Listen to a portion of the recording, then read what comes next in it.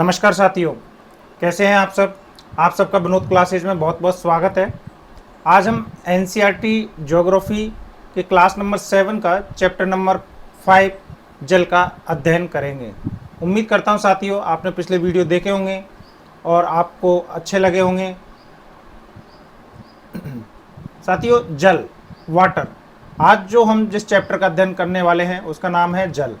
जैसा कि हमने आपको बताया था कि पृथ्वी एकमात्र ऐसा ग्रह है जहाँ पर जीवन पाया जाता है, और वह भी इसलिए पाया जाता है क्योंकि यहाँ पर स्थल मंडल, जलमंडल, वायुमंडल, यहाँ तीनों चीज़ें पाई जाती है।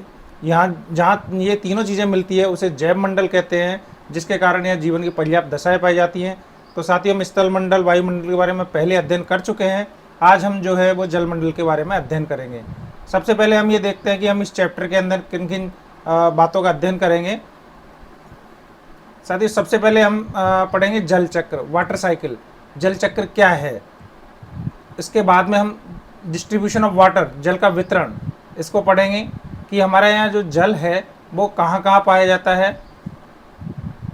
फिर इसके बाद में हम मूवमेंट्स ऑफ ओशियन वाटर्स, महासागरीय जल की गतियाँ पढ़ेंगे कि ओशियन वाटर्स में किस किस प्रकार का मूवमेंट होता है। इसके अंतर्गत हम 3 प्रकार की गतियाँ पढ़ेंगे, जिसमें एक तो है तरंगे, वेव, एक ज्वारभाटा, टाइड, एवं महासागरीय धाराएं, ओशियन करंट्स। तो साथियों, ये हमारे इस चैप्टर के अंदर के टॉपिक्स होंगे जिनको हम पढ़ने वाले हैं। साथियों, जल चक्र, वाटर साइकिल। वाटर साइकिल के अंदर जो पृथ्वी की सतह पर जो जल पाया जाता है वह सूर्य के तापमान के कारण बाष्पीकृत होता है, एवेपोरेट होता है। उसके अलावा आपको पता है कि पेड़ पौधे, हरे पेड़ पौधे जो है वो भी बाष्पोत्सर्जन की क्रिया करते हैं। जब इसके माध्यम से आपको पता है कि वाष्पीकरण जो है जल का, जल वाष्प में बदलने की प्रक्रिया को वाष्पीकरण कहते हैं।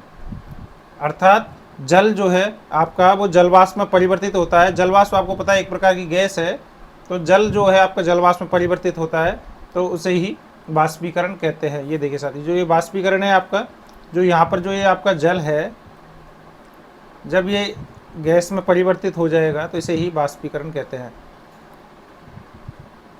तो जल का जल वाष्प में जो परिवर्तन है इसे ही हमने वाष्पीकरण कहा है। तो जल जो है आपका, आपको पता है द्रव अवस्था में होता है, लिक्विड होता है, और जल वाष्प जो है आपका वो गैसीय अवस्था में पाया जाता है। साथियों, जब ये जल वाष्प जो है जो वायुमंडल में चली जाती है, इसके बाद में आपको पता है कि जैसे जैसे हम ऊंचाई पर जाते हैं तो तापमान में कमी आती है। तापमान में कमी आने पर एक समय ऐसा आता है जब इसे सापेक्षिक आर्द्रता होती है वो अपनी 100% हो जाती है, और जिसके कारण संघनन की प्रक्रिया स्टार्ट होती है। तो साथियों, जो संघनन है ये जो है आपका वो जल वाष्प को जल में परिवर्तित करता है। अर्थात संघनन की जो क्रिया है उसमें जो आपकी जो जल वाष्प है वो जल में परिवर्तित हो जाती है। देख रहे हैं साथियों, सबसे पहले आपका जो है सतह पर वाष्पीकरण की प्रक्रिया हुई, जिसमें आपका जो जल था वो जल वाष्प में परिवर्तित हो गया। इसके लिए जो है वायु का तापमान अधिक चाहिए, जिसके कारण कि जो सागरीय सतह हैं, पानी की जो सतह हैं, यहाँ के जल जो है वो वाष्प बन के और हवा में जा सके, तो इसे ही वाष्पीकरण कहते हैं।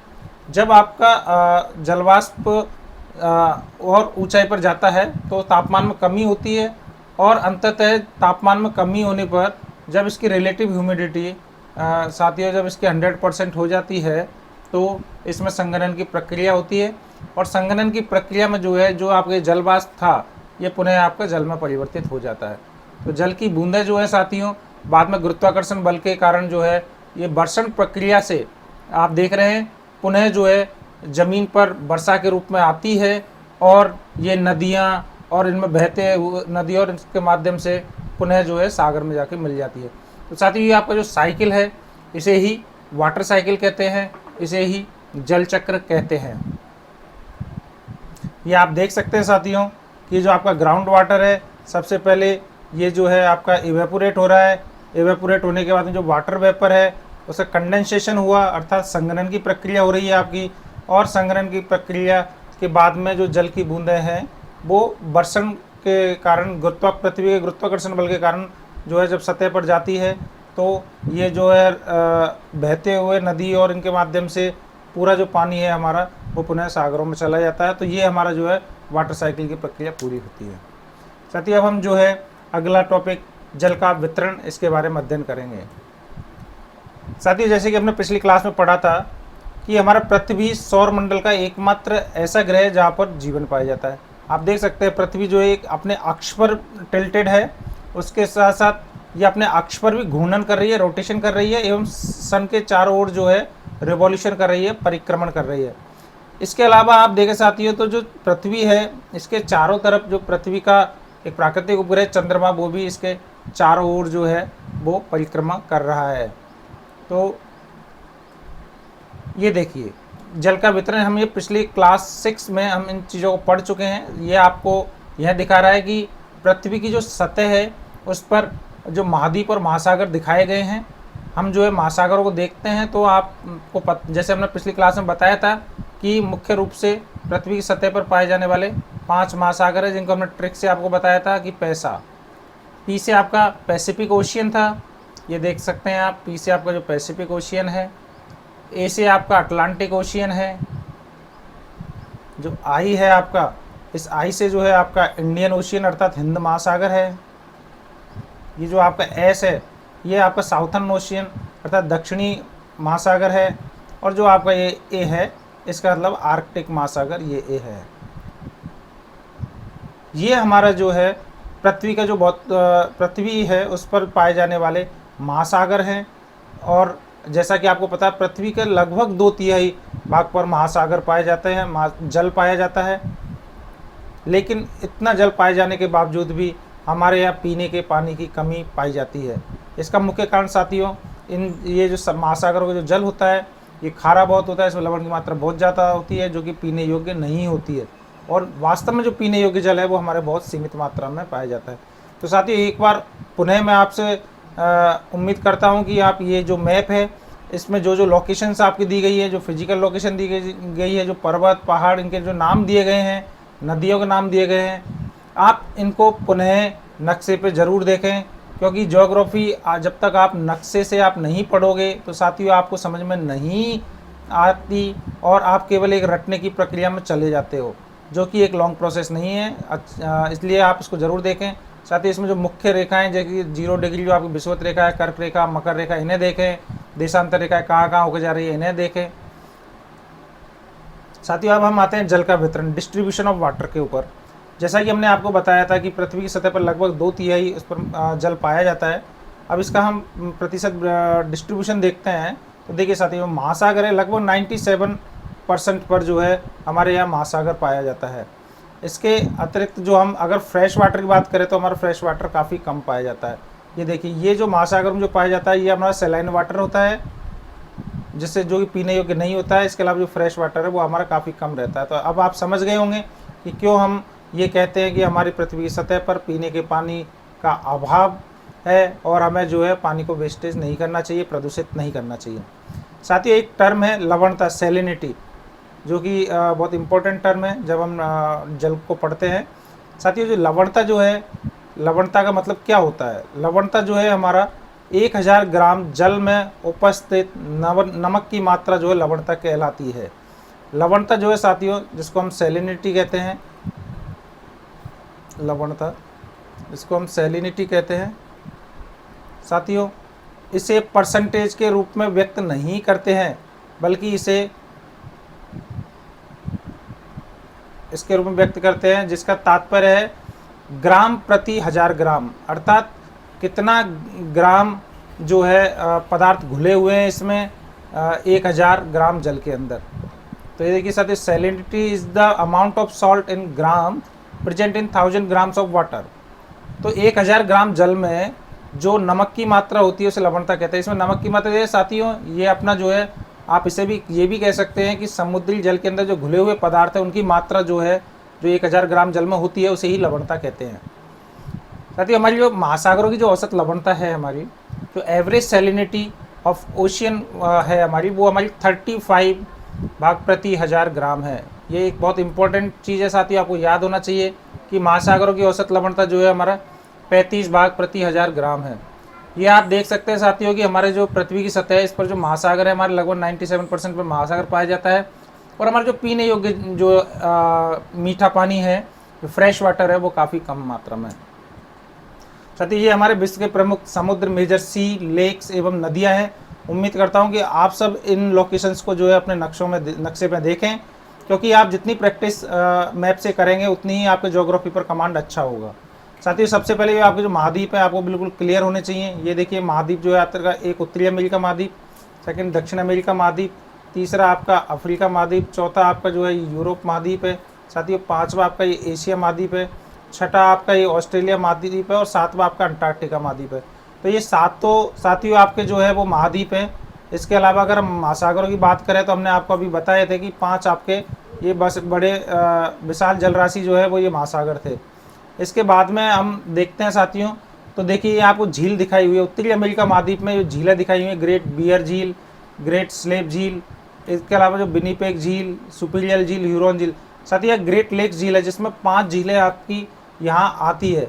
उम्मीद करता हूँ कि आप इन 5 झीलों के नाम जो है वो आप मैप में देखें और इनको आप बताएं कि कौन कौन सी जो झीलें हैं जो आपने 5 झीलें देखी हैं। साथियों सुपीरियर झील, मिशिगन झील, ह्यूरॉन झील, एरी झील और ओंटारियो झील, ये आपकी 5 झीलें आपको नॉर्थ अमेरिका महाद्वीप में पाई दिखेंगी। साथियों एरी और ओंटारियो जो झील है इन दोनों के बीच में आपका नियाग्रा वाटरफॉल है। इसके अतिरिक्त देखिए आप ये साल्ट लेक सिटी आप देख पा रहे हैं, ये झील देख रहे हैं, एक मिसिसिपी नदी आप देख पा रहे हैं। तो साथियों आप इसको जो है मैप पे ज़रूर देखें। इसके अतिरिक्त जो कैरिबियन सी है ये आप देख पा रहे हैं। साउथ अमेरिका में देखें तो अमेजन नदी जो विश्व की सबसे बड़ी नदी है, अमेजन नदी वो है आपकी। ये हम यूरोप महाद्वीप में देखें तो ये देखिए आपका ब्लैक सी है, मेडिटेरियन सी है। साथियों मेडिटेरियन सी, ब्लैक सी कौन कौन से देश की सीमा इससे टच हो रही है ये आप नक्शे में ज़रूर देखें। ये अफ्रीका महाद्वीप के 5 देश हैं, वो 5 देश कौन से हैं जिनकी सीमा बॉर्डर से टच हो रही है। यूरोप कंट्रीज के यूरोप महाद्वीप के कौन कौन से देश हैं आप उसे देखें, क्योंकि एग्जाम्स में जनरली इस तरीके के क्वेश्चंस भी आते हैं कि इस सागर के जो है वो तट पर कौन कौन से देश बसे हुए हैं, तो आप इसको देखें। साथियों कैस्पियन सागर आपको पता है कि मीठे पानी की सबसे बड़ी झील जो हमारी कैस्पियन सागर है। ये आप लाल सागर आपको दिख रहा है, रेड सी है। ये आपकी नील नदी है, आपको जैसे हमने बताया था क्लास 6 में कि विश्व की सबसे लंबी नदी जो है हमारी नील नदी है। ये विक्टोरिया झील है, नाइजर नदी है, ये आपकी कॉन्गो नदी है। साथियों कॉन्गो नदी को आप देखेंगे तो जो आपकी जो 0 डिग्री रेखा है जिसको भूमध्य रेखा कहते हैं, कॉन्गो नदी उसको ये देखिए 2 बार काटती है। तो आप इसको नक्शे में देखेंगे तो आप और बेहतर तरीके से समझ पाएंगे। ये आपकी ऑरेंज नदी है इधर। इसके अतिरिक्त जब आप एशिया महाद्वीप में देखते थे देखिए चीन में हुआंगो नदी है, ब्रह्मपुत्र नदी है, भारत में गंगा नदी है। ये आप देखिए अरब सागर है, इधर बंगाल की खाड़ी है। इसीलिए भारत को जो प्रायद्वीपीय भारत कहता है, क्योंकि तीनों ओर से जो है पानी से घिरा हुआ। ये देखिए इधर अरब सागर, इधर बंगाल की खाड़ी और नीचे जो है आपका ये हिंद महासागर है। साथ ही आपको बताया था हिंद महासागर ये एकमात्र ऐसा महासागर है जो किसी देश के नाम पर जिसका नाम पड़ा हुआ है। इधर आप देखें साथ ही ये दक्षिणी चीन सागर है, इधर ये आपका पूर्वी चीन सागर। दक्षिणी चीन सागर साउथ चाइना सी आपको पता है कि काफ़ी विवादों में रहता है, इसके बारे में आपको पता होना चाहिए। इसके अतिरिक्त जो है आपका ऑस्ट्रेलिया में देखिए डार्लिंग नदी है आपकी, ये कोरल सी है आपका। तो साथियों मैं आपसे ये उम्मीद जरूर करूँगा कि एक तो आप ये चीज़ ज़रूर देखें कि 0 डिग्री जो अक्षांश रेखाएँ हैं ये हमारे किन किन महाद्वीपों के किन किन देशों से होकर गुजरती है। सेकंड चीज़ जो हमारी जो कर्क रेखा है, ट्रॉपिक ऑफ कैंसर जो है हमारी जो है कर्क रेखा जो है वो किन किन देशों से होकर गुजर रही है ये भी आपको पता हो। सेम चीज़ जो है आपकी मकर रेखा के लिए ये भी पता हो। एक आपकी जो 0 डिग्री देशांतर रेखा है जिसे हम ग्रीनविच रेखा कहते हैं, प्रधान माध्यान्ह रेखा कहते हैं, ये हमारे जो है कहाँ कहाँ होकर गुजर रही है। तो इसको एक आइडिया आपका रहे, आपको पता है कि जो विश्व में समय का जो निर्धारण होता है वो हमारे देशांतर रेखाओं के आधार पर ही होता है। तो साथियों उम्मीद करता हूँ कि आपके विश्व के प्रमुख समुद्र, झील, नदियाँ एटलीस्ट जो इस मैप में दी हुई हैं, जो आपके क्लास 7 के अंदर जो लोकेशंस दी गई हैं आप उनको नक्शे में देखें और आप उनको समझें। ये सेम चीज़ हैं, बस ये हमारे थोड़ा इंग्लिश में है क्योंकि हमारे कुछ इंग्लिश के साथी भी हमारे वीडियोज़ को देखते हैं और उनकी डिमांड रहती है कि हम जो है उनके लिए इंग्लिश में भी लेके आएँ। इसलिए हमने प्रयास किया कि हमारे इन आगे वाले वीडियोज़ में भी हम इस तरीके के बाईलैंग्वेज कंटेंट इसमें डालेंगे। तो ये हमारे वर्ल्ड के major seas, lakes and rivers हैं जिसके बारे में हमने अभी स्टडी किया था। उम्मीद करते हैं कि आप भी जो है ये सभी मेजर सी, लेक्स, रिवर्स और कॉन्टिनेंट्स, ओशियंस इन सबको जो है आप अपने मैप में देखें। अब हम आते हैं महासागरीय जल की गति, movements of ocean waters. Movements of ocean waters का मतलब क्या है और इसके अंदर जो है महासागरीय जल की गतियों को किन किन भागों में बांटा गया है। साथ ही जो महासागरीय जल की जो गतियाँ हैं, जो ओशियंस हैं, उसमें उनको हमने 3 प्रमुख भागों में बांटा गया है, जिसमें हमारा जो पहला है वो है हमारी तरंग, वेव्स। साथ ही आप देख सकते हैं कि तो तरंगें जो है, आपको एक बात बताएं हम कि महासागरीय जल कभी भी स्थिर अवस्था में नहीं रहता है, इसमें हमेशा मूवमेंट होता रहता है। तो ये जो आप देख रहे हैं, ये इसकी जो वेव्स है, देखिए ये उठ रही है, इससे जो है महासागरीय इनको तरंग कहते हैं। और ये जब हवाओं का जो प्रभाव होता है उसके घर्षण बल के कारण ये तरंगें उत्पन्न होती है साथियों। कभी कभी जो है पृथ्वी की सतह पर भयंकर भूकंप और ज्वालामुखी के कारण भी बड़ी स्ट्रॉन्ग जो है वेव उठती है, जैसे सुनामी कहते हैं, जिसके कारण बहुत जन धन की अपार हानि होती है साथियों। सुनामी जो है, आपको पता है कि हमारे अंडमान एवं निकोबार में भी हमारे सुनामी आई थी, जिसके कारण बहुत तबाही मची थी। तो ये हमारी तरंगे होती है साथियों। जो दूसरी गति है वो हमारी ज्वार भाटा, जिसे ज्वार भाटा कहते हैं साथियों। देखिए ज्वार भाटा में जो है आप देख रहे होंगे कि ये हमारा जो एरिया है, इसमें अचानक जो पानी का चढ़ाव हो जाता है, फिर बाद में अचानक हट जा रहा है। ये देखिए, अभी चढ़ेगा अभी हटा, अभी चढ़ेगा अभी हटा, अभी चढ़ेगा अभी हटा। तो जो पानी का जो जल स्तर जो दैनिक अंतराल में जो बढ़ रहा है, वो उससे ज्वार, और जो वापस पीछे हट रहा है उसको भाटा कहते हैं। और ये गति जो है हमारी दैनिक होती रहती है। ये जो है ये अप्स एंड डाउन्स जो है, इसमें उतार और चढ़ाव जो है, राइज एंड फॉल जो है, वो हमारा नियमित अंतराल पर दैनिक होते हैं। इसे ही जो है ज्वार भाटा कहते हैं साथियों। इसके अतिरिक्त जो है हमारी तीसरी गति है महासागरीय धाराएं हैं साथियों, ओशियन करंट्स है, जिसके बारे में हम अभी आगे पढ़ेंगे डिटेल से। ओशियन करंट्स में आप देखें, इनमें जो है महासागरीय जो सतह है उस पर निश्चित दिशा में जो है गति होती है, जल की गति, उसे ही हम महासागरीय धाराएं कहते हैं। इनका जो डायरेक्शन है वो लगभग फिक्स होता है। जब हम निम्न अक्षांश पर, जहाँ पर तापमान अधिक होता है विषुवत रेखा, इससे हम जब ध्रुव की ओर जहाँ तापमान कम होता है उधर की ओर जाते हैं, तो आपको पता है कि निम्न अक्षांश पर तापमान ज़्यादा होने के कारण गर्म जल धाराएँ होंगी, और गर्म जल धाराएँ जब अपने स्थान से ठंडे स्थान पर जाएंगी तो वो वहाँ का तापमान कम करती है। तो साथ ही महासागरीय जल धाराओं को जब आगे अगर हम देखते हैं तो इनको जो है गर्म जल धारा और ठंडी जल धाराओं में विभक्त किया जाता है। इसको जो हम आगे अभी स्टडी करेंगे साथियों। ये हमारा ज्वार भाटा है। ज्वार भाटा, जैसे कि हमने आपको अभी बताया था कि ज्वार भाटा में ये देखिए साथियों, यहाँ जो है आप देख रहे हैं ज्वार भाटा में पानी का जल स्तर अचानक बढ़ जाता है समुद्र का, और एक बार पीछे हट जाता है। तो ये जो है अचानक जो इतना बढ़ रहा है और ये घट रहा है, ये ऐसा क्यों हो रहा है? तो ये इसका जो मुख्य कारण है साथियों, ये हमारे सूर्य और चंद्रमा के द्वारा जो पृथ्वी पर जो गुरुत्वाकर्षण बल लग रहा है, उसका संयुक्त परिणाम के कारण ऐसा हो रहा है। इसी के कारण, क्योंकि आपको पता है जो चंद्रमा है और जो सूर्य है, वो भी जो ये पृथ्वी है इसको अपनी ओर खींचते हैं गुरुत्वाकर्षण बल के कारण। लेकिन क्योंकि पृथ्वी की जो स्थल सतह है उस पर खिंचाव नहीं हो पाता है, उसका महसूस नहीं हो सकता है, तो जो लेकिन जलीय सतह है वो ईजी वे में इसका खिंचाव दिख जाता है। तो इसी के कारण जो है जो पानी की जो सतह है वो उसमें उठाव होता है, उसे ही जो है ज्वार कहते हैं, और बाद में जब ये पीछे जाता है उसे भाटा कहते हैं। तो साथ ही इसका जो मुख्य कारण है ज्वार भाटे का, ये सूर्य और चंद्रमा का जो गुरुत्वाकर्षण बल है उसके कारण ही होता है। अब ज्वार भाटा जो है, इन्हें भी 2 प्रकार के उसमें बांटा गया है साथियों। एक है हमारा लघु ज्वार भाटा, जिसको नीप टाइड कहते हैं, और दूसरा है हमारा जो बड़ा ज्वार भाटा होता है, जिसे बृहद ज्वार भाटा या स्प्रिंग टाइड कहते हैं। साथियों स्प्रिंग टाइड है जो हमारे बड़े ज्वार जो भाटा जो उठते हैं, वो हमारे तभी उठेंगे जब हमारे सूर्य, चंद्रमा और पृथ्वी तीनों हमारी जो एक सीध में होते हैं। चाहे हमारी जो है चंद्रमा सूर्य और पृथ्वी के बीच में रहे, या हमारी पृथ्वी जो है वो सूर्य और चंद्रमा के बीच में रहे, जब ये तीनों पिंड एक सीध में आ जाते हैं, एक डायरेक्शन में होते हैं, तो हमारे जो है वो स्प्रिंग टाइड जो है हमारा उत्पन्न होते हैं, बृहद ज्वार भाटा हमारे उत्पन्न होते हैं। क्योंकि ये सूर्य और चंद्रमा जो है दोनों अपने गुरुत्वाकर्षण बल के कारण, सम्मिलित प्रभाव के कारण ज़्यादा तेज़ी से जो है जल को खिंचाव करेंगे। और इसके अतिरिक्त जो इसका विपरीत साइड है साथियों, यहाँ पर जो है अपकेंद्रीय बल के कारण जो है उभार होगा। तो आप समझ सकते हैं, जहाँ एक और जो है जो ये सतह है आपकी, इस सतह पर तो आपका सूर्य और चंद्रमा के गुरुत्वाकर्षण बल के कारण उभार हो रहा है, जबकि ये जो इसके अपोजिट वाली जो सतह है, यहाँ पर अपकेंद्रीय बल, दोनों का जॉइंट अपकेंद्रीय बल के कारण जो है इधर उभार हो रहा है। तो ये जो है ये दोनों जगह पे यहाँ पर आपके जो बड़े बड़े ज्वार भाटा उत्पन्न हो रहे हैं। वहीं जो छोटे ज्वार भाटा है, जो नीप टाइड है, ये देखिए, ये जब उत्पन्न होता है जब आपका जो चंद्रमा जो सूर्य के चारों ओर परिक्रमा कर रहा है, ये इसके सीध में ना होकर इसके समकोणिक दशा में है। ये देखिए, चंद्रमा जो है आपका, मून जो है वो समकोणिक दशा में है। तब क्या होता है कि दोनों का गुरुत्वाकर्षण बल, इसका सूर्य का गुरुत्वाकर्षण बल तो इधर खींचेगा और चंद्रमा का गुरुत्वाकर्षण बल इस जल को इधर खींचेगा। तो इस कारण से आपको पता है कि जब हम मेहनत जो है, अगर हम सभी लोग एक ही डायरेक्शन में काम करते हैं तो आपके यहाँ सक्सेस मिलती है, तो परिणाम भी अच्छा आता है। जबकि अगर अपोजिट डायरेक्शन में या विपरीत दिशा में अगर ऐसे काम करते हैं तो सफलता नहीं मिलती। तो इसी प्रकार से हम ये देख सकते हैं कि जब सन की तरफ से खिंचाव इस डायरेक्शन में हो रहा है, चंद्रमा की तरफ से गुरुत्वाकर्षण बल के कारण इस तरफ से खिंचाव हो रहा है, तो ये जो है हमारा लघु ज्वार भाटा उत्पन्न करता है। साथियों देखिए, यहाँ जो तरंग जो उठ रही, पानी ऊपर उठा था, इसे ज्वार कहा था, वही ये इस जगह पे जो जहाँ खिंचाव हुआ था उसे भाटा कहते हैं। तो ये हमारे ज्वार भाटा है। इसको हम और डायग्रामेटिकल वे में आपको अभी दिखाते हैं।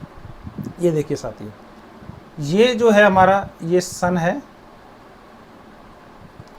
ये आपको पता है कि पृथ्वी है, ये हमारी अर्थ है, और आपको पता है कि मून जो है वो अर्थ के चारों ओर चक्कर लगाता है। मून जो है वो अर्थ के चारों ओर चक्कर लगाता है। तो जब ये मून, अब देखिए आप, जब मून अर्थ सन या सन मून अर्थ ये पूरे एक डायरेक्शन में हो जाएंगे, अगर इस लाइन में आएंगे एक डायरेक्शन में, तो आपके स्प्रिंग टाइड अर्थात आपके बृहद ज्वार भाटा उत्पन्न होंगे। देखिए, इनमें जो खिंचाव है वो दोनों का एक साथ गुरुत्वाकर्षण बल काम करने के कारण इसमें खिंचाव जो है ज़्यादा होता है। तो इधर तो जो है खिंचाव गुरुत्वाकर्षण बल के कारण होता है, वहीं जस्ट इसके अपोजिट डायरेक्शन में है साथियों।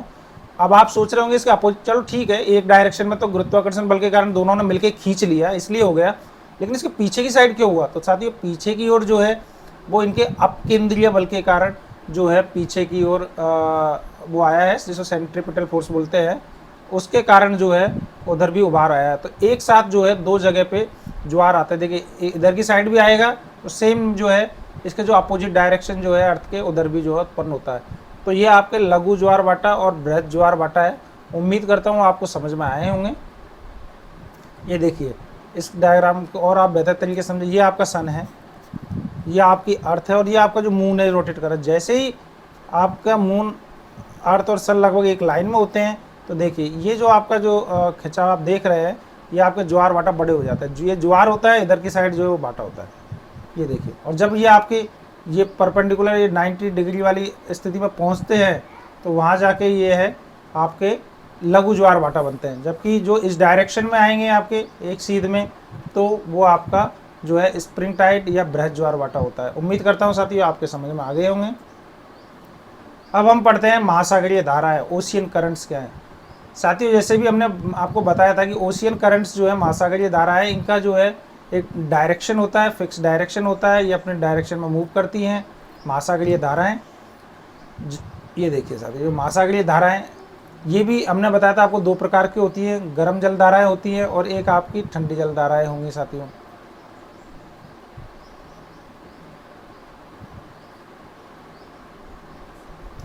ये गर्म जल धारा है और ये आपकी ठंडी जल धारा है। साथियों जैसे कि आपको पता है कि विषुवत रेखा जो 0 डिग्री है, इधर जो है औसत वार्षिक तापमान अधिक होता है, जिसके कारण यहाँ जो है टेम्परेचर अधिक होने के कारण गर्म जल धारा होती है। वहीं जो ध्रुवों के इधर जो है वो ठंडी जल धारा होती है, क्योंकि यहाँ तापमान जो है वो कम पाया जाता है। इसके ये आप जो रेड कलर की जो भी देख पा रहे हैं साथियों, जो जा रही है वो गर्म जल धारा है।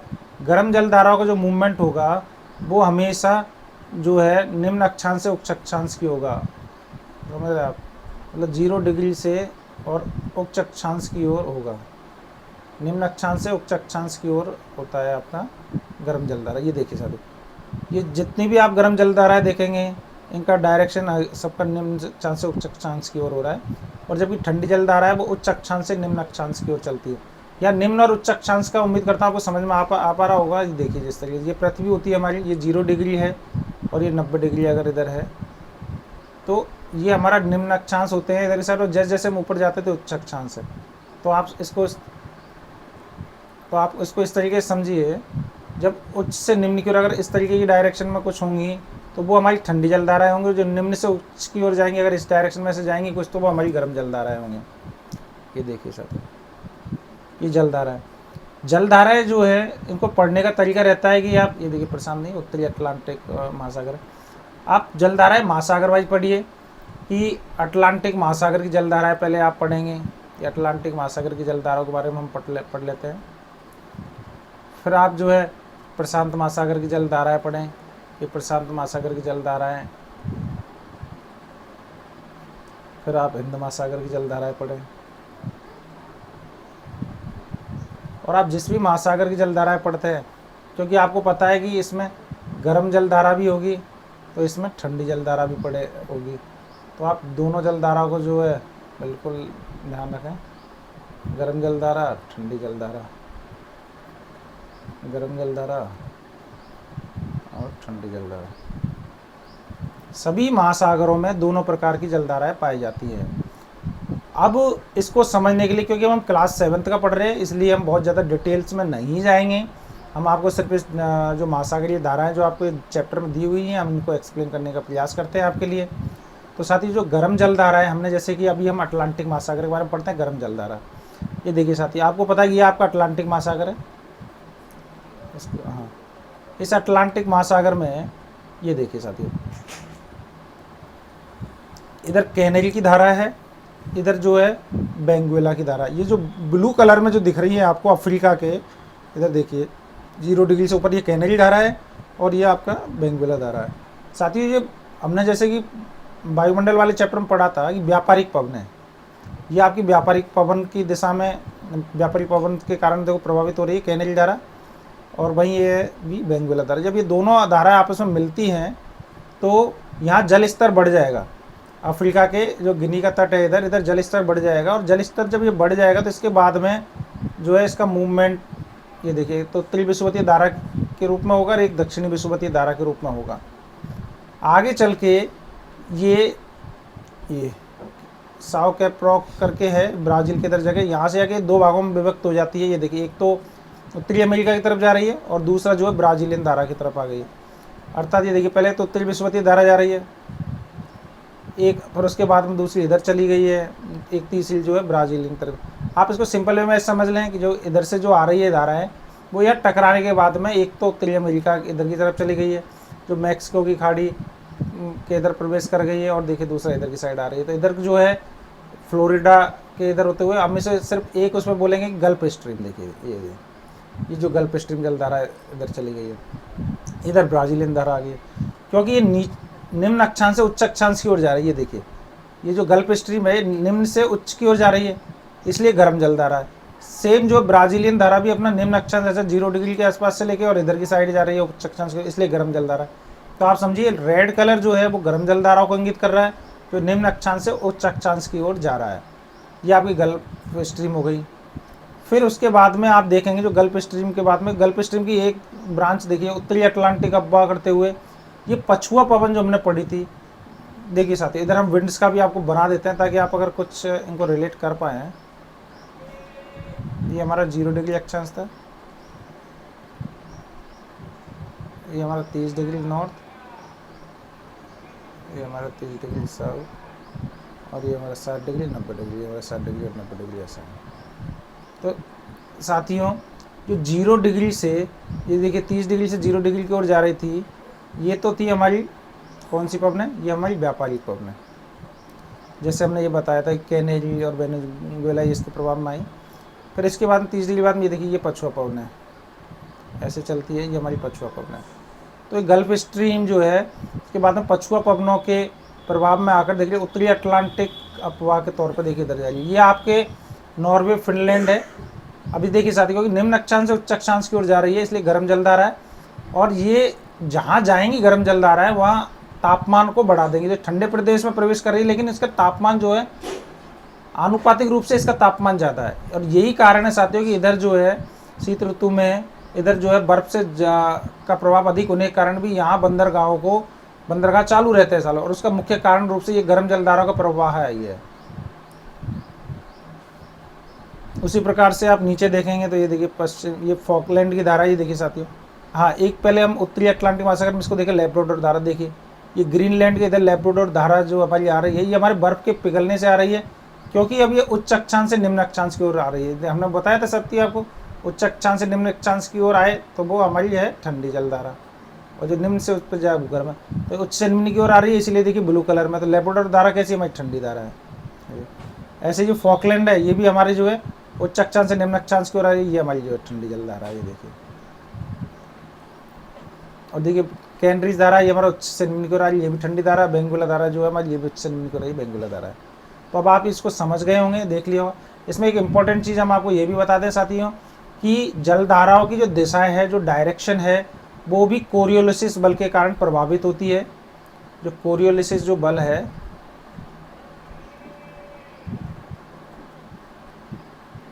उसके कारण प्रभावित होती है साथियों। और इसी के कारण जो उत्तरी गोलार्ध है उसमें इनकी दिशा जो है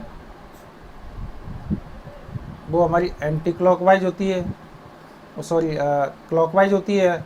और जबकि हमारी जो दक्षिणी गोलार्ध है उसमें महासागरीय धाराओं की जो दिशा है वो हमारी एंटी क्लॉकवाइज होगी। पूरे पूरे चक्कर बना रही है, देखिए साथियों। इधर जो है पूरा ये एक साइकिल बना रहा है, आप देख पा रहे हैं जिस प्रकार से घड़ी की सुई घूमती है उसी डायरेक्शन में घूम रही है। तो ये हमारे क्लॉकवाइज मूवमेंट हो रहा है समुद्र धाराओं में, वहीं दक्षिणी गोलार्ध में जो है हमारा एंटी क्लॉकवाइज मूवमेंट हो रहा है। ये कोरिलेसिस बल के कारण है। ये आप आगे और पढ़ेंगे तो आप डिटेल में देख पाएंगे साथियों। ये हमारा अभी हम लोगों ने जो पढ़ा था ये हमने अटलांटिक महासागर का पढ़ लिया।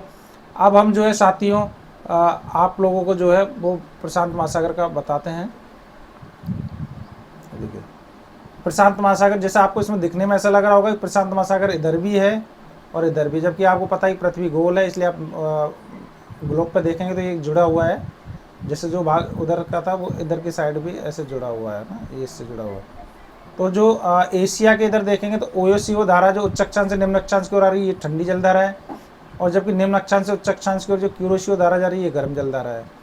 साथ ही एक इम्पॉर्टेंट चीज़ और हम आपको बताना अभी रह गए, हम बताते हैं कि जहाँ गर्म जलधारा और ठंडी जलधारा मिलती है वो आपके मत्स्य पालन के लिए बहुत ही उपयुक्त जगह होती है। जैसे कि आप देखें उत्तरी अमेरिका महाद्वीप में जो गल्फ स्ट्रीम और लेब्राडोर की धारा मिल रही है, आपको पता है गल्फ स्ट्रीम गर्म जलधारा है, लेब्राडोर की धारा ठंडी जलधारा। जब दोनों मिलती हैं तो न्यूफाउंडलैंड के यहाँ जो है वो मत्स्य पालन के लिए बहुत ही अच्छी जगह होती है। यहाँ सबसे ज़्यादा मछली उत्पादन होता है, मछली पालन होता है। इसी तरीके से जो आप ये देखें जापान के इधर भी देखिए क्यूरोशियो धारा जो गर्म जलधारा है और ओयोशियो धारा जो ठंडी जलधारा है, दोनों मिलके यहाँ भी जो है मत्स्य पालन के लिए बहुत उपयुक्त जो है जगह है। इसके अतिरिक्त जो है अगर हम अमेरिका उत्तरी अमेरिका के महाद्वीप के पश्चिम भाग की ओर देखें तो ये देखिए कैलिफोर्निया की ठंडी जलधारा है। ये उच्च अक्षांश से निम्न अक्षांश की ओर आ रही है, इसलिए ठंडी जलधारा है। और ये आपका उत्तरी विषुवतीय धारा ये है आपका। अगर हम दक्षिणी प्रशांत महासागर में देखें तो ये हम्बोल्ट और पेरू की ठंडी जलधारा है। हम्बोल्ट और पेरू की ठंडी जलधारा है जो कि उच्च अक्षांश से निम्न अक्षांश की ओर आ रही है, ये देखिए। तो अब आप समझ गए होंगे कि हमारी जो गर्म जलधारा है वो अधिकतर निम्न अक्षांश से उच्च अक्षांश की ओर जा रही है, ठंडी जलधारा है वो उच्च अक्षांश से निम्न अक्षांश की ओर आ रही है। और इनकी जो डायरेक्शन है उत्तरी गोलार्ध में एंटी क्लॉकवाइज और दक्षिणी गोलार्ध सॉरी उत्तरी गोलार्ध में क्लॉकवाइज और दक्षिणी गोलार्ध में एंटी क्लॉकवाइज है महासागरीय जलधारा की दिशा। हिंद महासागर जो है साथी, हिंद महासागर एकमात्र ऐसा महासागर जिसमें जो महासागरीय जलधाराओं की दिशाएं निश्चित नहीं है, यह मौसम के अनुरूप बदल जाती हैं। और इसमें देखिए अगुलस धारा जो है गर्म जलधारा है जो कि निम्न अक्षांश से उच्च अक्षांश की ओर जा रहा है। वहीं जो पश्चिम ऑस्ट्रेलिया धारा है ये आपकी जो है ठंडी जलधारा है जो कि उच्च अक्षांश से निम्न अक्षांश की ओर जा रही है। तो उम्मीद करता हूँ साथियों ये जलधारा है आपको बेसिक कंसेप्ट समझ में आए होंगे। और जैसे अगली क्लास में हम आएंगे तो हम इसको और डिटेल में पढ़ेंगे, लेकिन अभी एटलीस्ट जो इसमें दिखाया गया है जो बुक के अंदर है वो चीज़ें आपके समझ में आ जाए तो आप इसको पुनः स्टडी करिए। उम्मीद करता हूँ आपको ये चीज़ समझ में आ गई होगी। तो ये इंग्लिश मीडियम वाले साथियों के लिए हैं। तो जैसे कि हमने बताया था कि जो निम्न अक्षांश हैं जो हमारे लो लैटिट्यूड है, जब यहाँ से जो हायर लैटिट्यूड की ओर जाती हैं तो वो हमारी जो गर्म जलधारा होती है, जो हायर लैटिट्यूड से निम्न लो लैटिट्यूड के लिए आती है वो हमारी जो है ठंडी जलधारा होती है। तो आप इसमें देख सकते हैं कोल्ड करंट जो ब्लू कलर से दी हुई है और वार्म करंट जो है वो आपके रेड कलर से दी हुई है। तो इससे आपकी एक समझ उत्पन्न हो जाएगी साथियों। अभी आपको इतना समझ में आ जाए कि गर्म जलधारा है, गर्म जलधारा है क्यों है, ठंडी जलधारा है, ठंडी जलधारा है क्यों है, और इनका जो सर्कुलेशन है वो किस प्रकार से है। तो वो आपको बता दिया था कोरिलेसिस फोर्स के कारण जो है नॉर्थ गोलार्ध में जो है आपका क्लॉकवाइज है और साउथ में एंटी क्लॉकवाइज है। ये आपकी महासागरीय धाराएं कंप्लीट हो गई है। साथ ही इसी के साथ आज आपका ये चैप्टर खत्म होता है। उम्मीद करता हूँ आपको पसंद आया होगा। आप हमारे चैनल को लाइक करें, साथ ही सब्सक्राइब करें। अब हम जो है इसके जो एनसीईआरटी की जो बुक है उस पर आते हैं, ताकि आपके जो और चीज़ें हैं वो भी आपके क्लियर हों और आपको ऐसा लगे कि हमने कंप्लीट कर लिया है हमारा टॉपिक।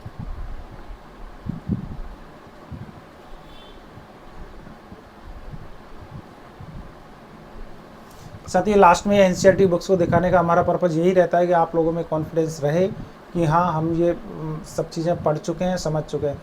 फाइनली ये सब चीज़ें आपको पढ़नी पड़ेगी साथियों, इस बात का कोई और दूसरा विकल्प नहीं है। आप जितनी बार खुद से नहीं पढ़ेंगे तो कोई आपको कितना भी पढ़ा ले साथियों, उसका प्रभाव अपेक्षित रूप से कम होगा। देखिए साथियों, हमारा 5th नंबर चैप्टर था जल, वाटर। इसके अंदर सबसे पहले वाटर साइकिल के बारे में दिखाया गया है, जो हम आपको बता चुके हैं कि इवेपोरेशन होता है, बाष्पीकरण होता है, फिर कंडेंसेशन होता है अर्थात संघनन, और लास्ट में जो प्रेसिपिटेशन अर्थात वर्षा के रूप में जो है पानी हमारे पृथ्वी की सतह पर आ जाता है।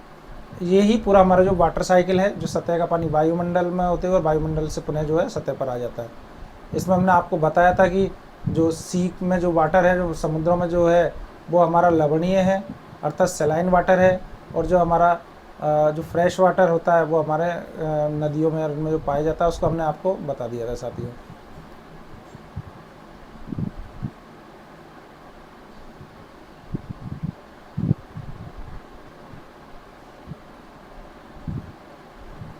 ये हम आपको डिस्कस कर चुके थे, प्रमुख समुद्र, झील एवं नदियाँ। तो इसको आप देख सकते हैं साथियों। इसके बाद में हमने जो जल का वितरण, जो डिस्ट्रीब्यूशन ऑफ वाटर्स था, हमने आपको ये तालिका बताई थी कि हमारा जो है पृथ्वी के लगभग 2/3 भाग जो है वो हमारे महासागरों में है। देखिए महासागरों में है, और हमारा जो है शेष परसेंटेज हमारा कितना कितना कहाँ है, ग्राउंड वाटर में कितना है, ये सब आपने इसमें दिया हुआ है।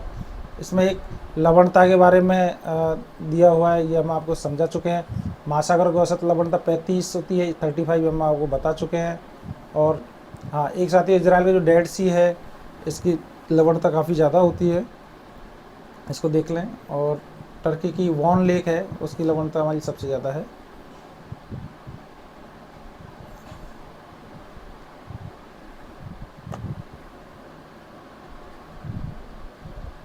साथियों, आप पढ़ें, आप निरंतर पढ़ते रहें। जो चीज़ समझ में ना आए उसको बार बार पढ़ेंगे तो आपको समझ में आ जाएगा। डिस्कस करिए, अपने साथियों के साथ डिस्कस करिए। कोई अगर आपको डाउट है तो आप कमेंट सेक्शन में लिखिए।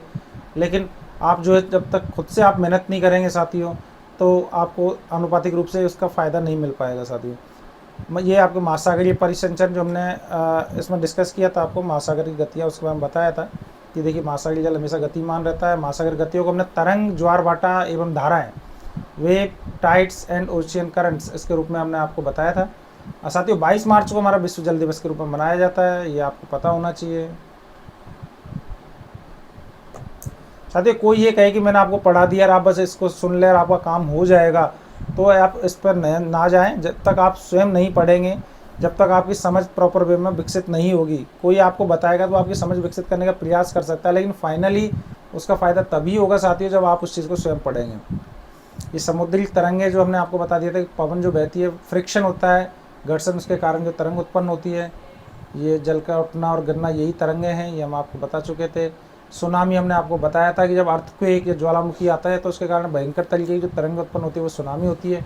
इससे बहुत नुकसान होता है। सुनामी एक जापानी शब्द है साथियों, जिसको मतलब पोताश्रय तरंगे होती है, क्योंकि सुनामी आने पर जो पोताश्रय रहता है, बंदरगाह जो है वो नष्ट हो जाते हैं।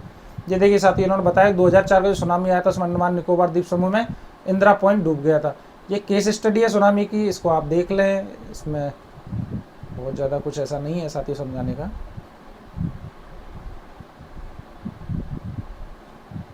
साथियों अभी हम क्लास 7th की जिस चैप्टर कर रहे हैं, इसके बाद जैसे हमारा कंप्लीट हो जाएगा, हम पुराने टॉपिक वाइज चीज़ें भी आपको समझाएंगे, ताकि आपको सभी चीज़ें एक साथ बता दी जाए। लेकिन अभी हम जो है चैप्टर के हिसाब से चल रहे हैं। ये हमारे ज्वार भाटा है साथियों, जो हमने बता दिया कि दिन में 2 बार नियम से महासागरीय जल का उठना एवं गिरना ज्वार भाटा कहलाता है। हमने बता दिया एक बार जब एक सतह के एक साइड पे जो ज्वार आता है, जब ये देखिए, एक साइड पे जब ज्वार आता है तो अगर ये आपका सन है, ठीक है, ये आपका सपोज मून, ये आपका जो अर्थ है, जब आता है, जब एक अगर हिस्से में उठता है तो इसका जो अपोजिट वाला जो हिस्सा है उसमें भी सेम टाइम पे जो है ज्वार आता है। उसका कारण ये है कि इधर तो गुरुत्वाकर्षण सन और मून के जो दोनों ने जॉइंटली ग्रेविटेशनल फोर्स के कारण जो वाटर को पुल किया, उसके कारण ज्वार आ गया, और इधर जो है इसका अपकेंद्रीय बल जो है दोनों के है ना, उसके कारण जो है इधर भी उठाव हो गया, और इधर जो है इधर भाटा होता है, इधर तनाव होता है, इधर जो है वो भाटा होता है, और ये जो ज्वार होते हैं।